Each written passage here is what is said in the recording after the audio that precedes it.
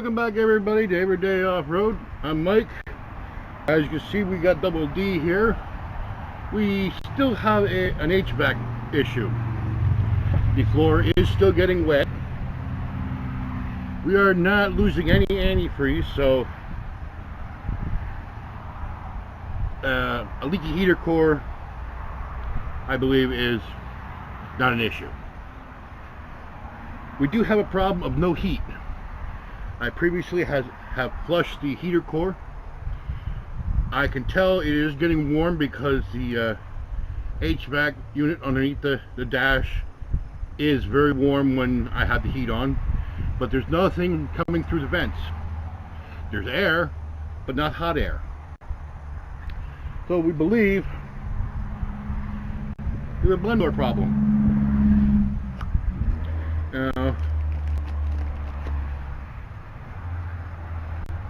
This HVAC unit uses an electric blend door actuator, which looks a little like this. These are inexpensive, but they are kind of a pain to get to. You gotta be almost a contortionist. They are up underneath the dash. So, we're gonna try to get you underneath there with me. It is kind of tight. And let's see if this can correct the problem. So, grab your beverage of choice. Grab your Phillips screwdriver. I'm gonna need one of them. And let's head on down here. Underneath the dash, inside the passenger's footwell here, see where that wire cluster right there clips in? There's 2 of the 3 screws. We need to move this carpeting out of the way to access them screws. There is no getting them screws out with this carpet in the way. But one of the things we need to do is we need to see if we got power to that unit. One of the things we're going to do, we'll pull that down and we'll disconnect that wiring. And we shall see what we have. We can test it with a tester, but I don't have a wiring diagram to tell me what wire is what. And you know what? The wiring diagrams you get online, sorry, they suck. So, let's get that wire off of there and check. See what we got. Looking at the new one,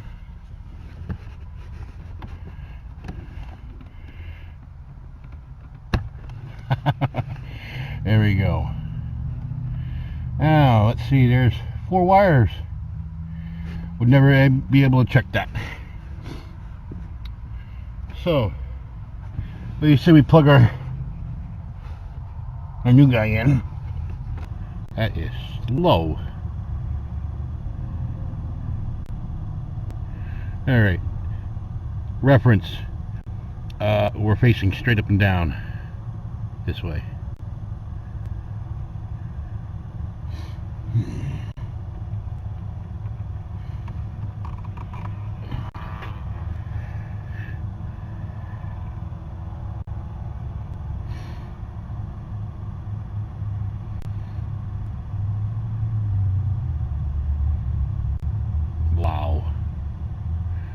That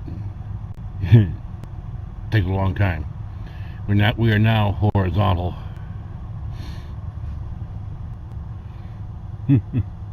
Okay, well, we know we got power. We know this works. Let's get this guy unplugged. And now we gotta get them 2 screws out. I believe there's a 3rd one on the other side. I believe I'm gonna have to get a Phillips bit in a 1/4 inch ratchet, I believe. I'll turn you guys off. I'll get you back here when we got this carpeting pulled down and got something to get those Phillips screws out. Okay, we're back. Pulled the carpeting down. I took the liberty of removing some insulation from up underneath there, as you can see. There we go. Hey, the white balance is working with us. While I was sitting here working on getting this stuff out, I did notice something. Over here. Door jamb. This grommet for the umbilical, as I like to call it. Umbilical. Ooh, hey, if I say that word, for the umbilical wiring for this door was not secured. It was actually open at the top. Could that be where water's coming from? Okay, the tool of choice. A Phillips bit and a 1/4 inch socket and a 1/4 inch drive ratchet. I'm going to go up there and I'm going to get a little on those bolts, well, screws, and we'll get that unit out there and we will see if that one works. And we will also check to see if the blend door is still intact. Alright, let me go put you guys up here out of the way. Well, had some issues. Went to undo the screw, the bit came out and fell down behind the carpeting. So I decided I'm going to pull the carpeting back. And we ended up with an issue. Alright, first off, woohoo! Anybody want to go for a swim? That's not the issue. What I found was this. And you're asking yourself, what in the world is that? Well, quite honestly, I know exactly what it is.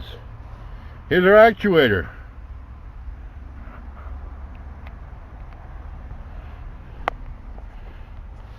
That unit is supposed to be on the bottom of the blend door. What is it doing underneath the carpeting? Did somebody change this already and unknowingly drop that out?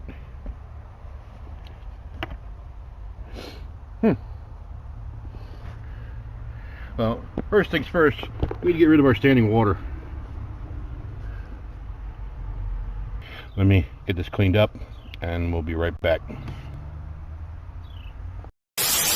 Okay, everybody, we were able to get the existing unit out, only to find out this is a heavy duty unit.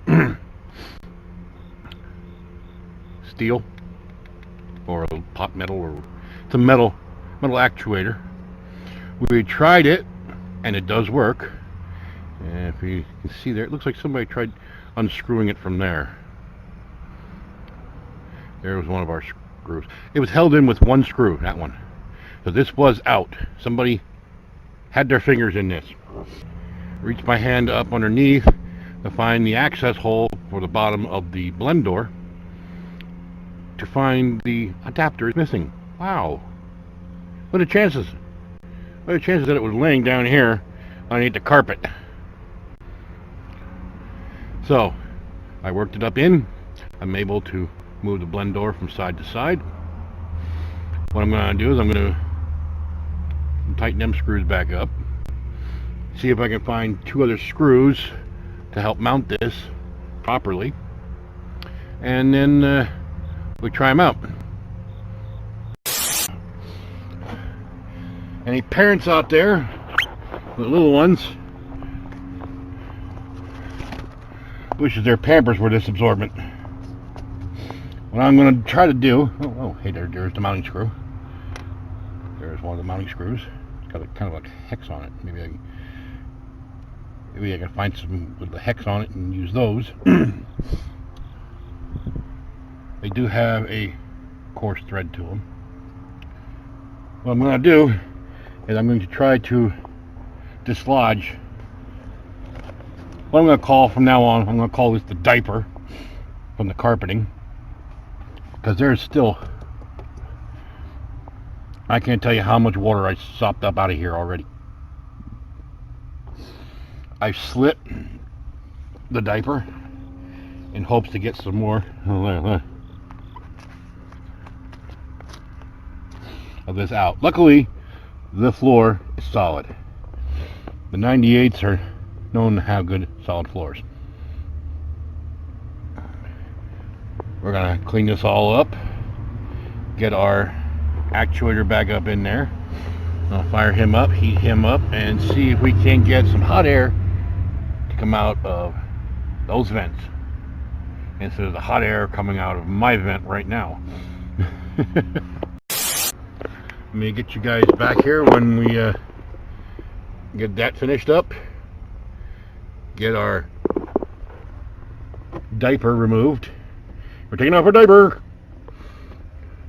And kind of get things back where they belong. And then we will test to see if that actually works. It would be awesome if it does. Alright. On hot. Dash vent. High. Oh. Nice. We have heat. I have removed much of the diaper as I can and stopped up almost all the water. Now that's just residual wetness. What I should do, put this on footwell.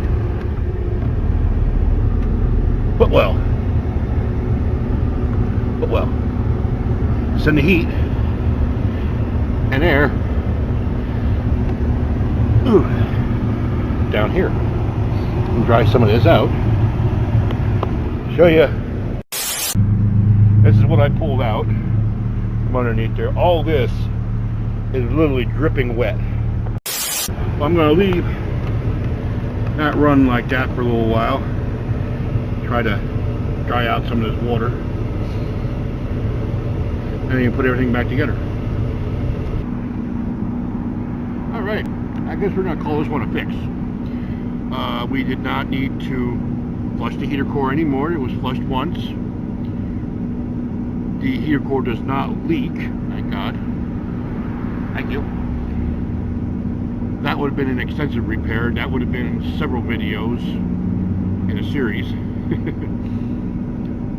The blend door actuator motor was not bad. It seemed that someone prior to my owning this Jeep had their fingers in it. They must have pulled this out. They lost.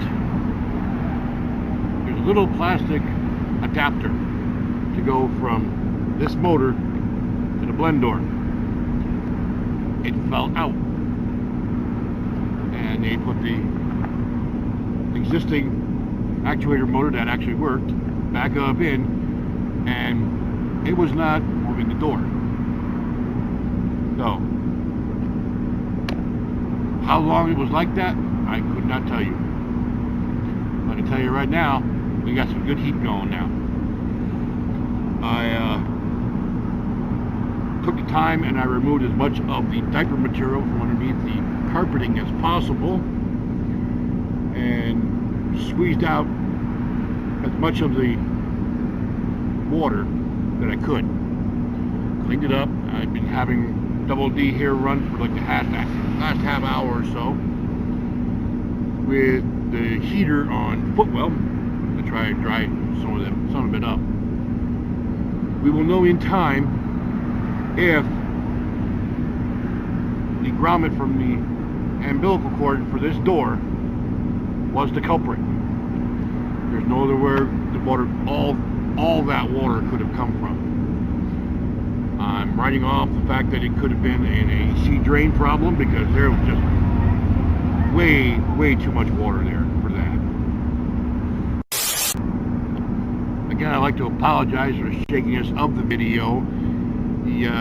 Not a lot of room underneath there to video, so I was holding you most of the time, and when I wasn't filming I had my battery operated headlight on underneath there. I don't like using it because I feel a little weird with it on. Exterminate. Exterminate. But not neither here nor there.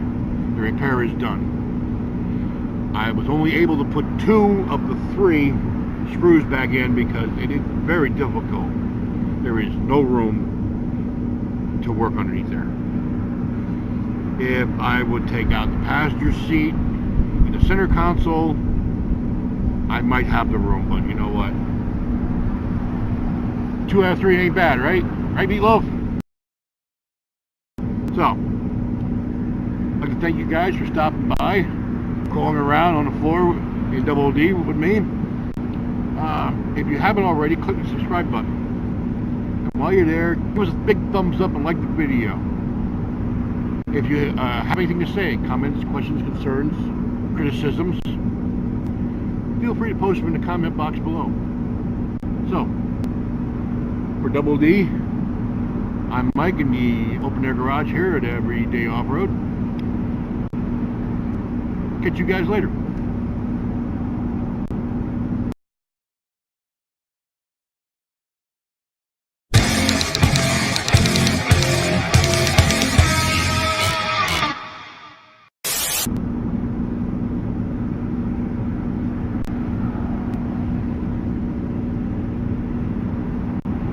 What are you guys still doing here? Video's over. Go home.